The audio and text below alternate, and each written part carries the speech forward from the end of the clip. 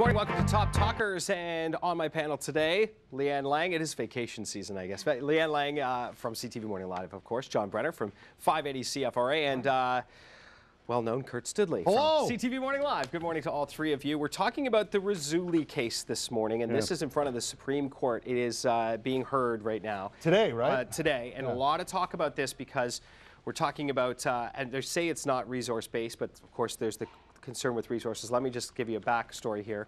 Mr. Razuli had a brain tumor that was benign, but after surgery, it happened to end up being, he had an infection, and that gave him massive brain damage. And so he was in a vegetative state. Since then, he's become minimally conscious. They're from Iran. It was 5 months after they immigrated from Iran here to Canada. His wife was a physician there. So she has said she doesn't want him taken off a ventilator, which he requires to breathe and live. And doctors say they'd like to change this to a palliative care situation. Ethically speaking, this brings up a lot of problems. How do you feel about this, John Brenner? Well, I think the first thing is that it is necessary to have some legal guidance, and I hope that because we have so many jurisdictions in this country, hopefully at some point this will set the stage for national debate and something that that is more universal.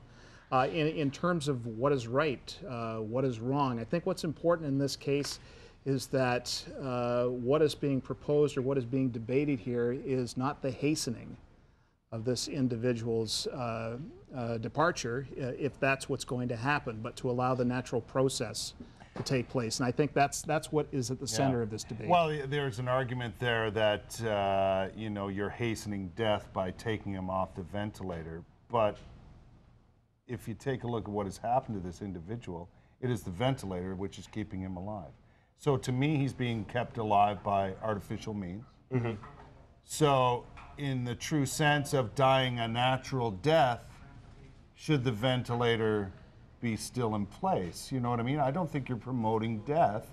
You're letting things take their natural course. But what's happening is that his wife is not allowing this natural course to take place, because you've got the devastation of a family. You have the, you know, they were newly brought, they were only in Canada for 5 months. Plus there's religious issues. Big time. There are so many things that kind of seem to compound the issue, and yet at the same time, one of the questions I asked earlier this morning is, you know, is there organ donation involved in this? Are there other things that could be happening medically that would make a difference in terms of, you know, that there's a lot of different factors that could become involved. In this particular case, though, the doctors are saying basically there's nothing more that they could do for this man. The problem that some experts are talking about is that they're saying that there's no medical reason to continue taking care of him, whereas medical ethics experts some of them are saying, actually, there is a medical reason. It's not medically useless. It's keeping him alive. And the religious aspect of this is basically, they're Shia Muslims. Yeah,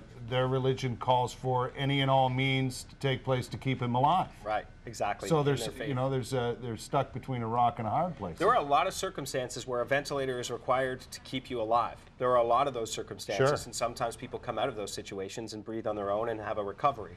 Well, I don't think that I mean, the doctors totally don't believe.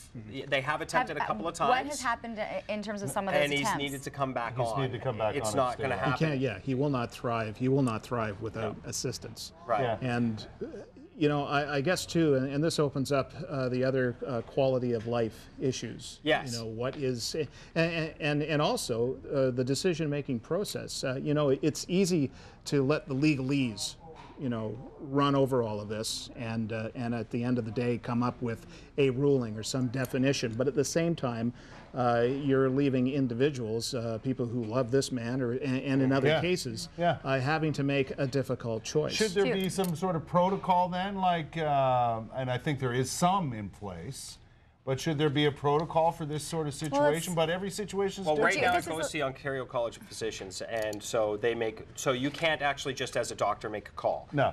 It has to go up to the board. It shouldn't be up to the doctors. Right. No, it should be up to the individuals, and you have to have that discussion with your family and with your mate. And I think this is something that has to be a constant discussion at the dinner table, or any time when you say to your loved one, should a situation like this arise, well, these are my wishes, and so you have a living will, and you have The problem is you can't talk to that man right now and ask him what he wants. But I think that that's what Lianne is, Yeah. is saying here, is that these are things, these are subjects, not pleasant. No, they aren't. But it's about life, and we have to talk about life planning, and the only way to do that responsibly is as a family. I know this, and we'll finish with it, that the doctors have, on the whole, doctors in Ontario have not liked to send things up to the legal, to the Supreme Court to make decisions, but in this case, They're they're very saying happy they about it. need it Yeah. to happen. They need a plan moving forward, and that they believe this, the Supreme Court is the way to go.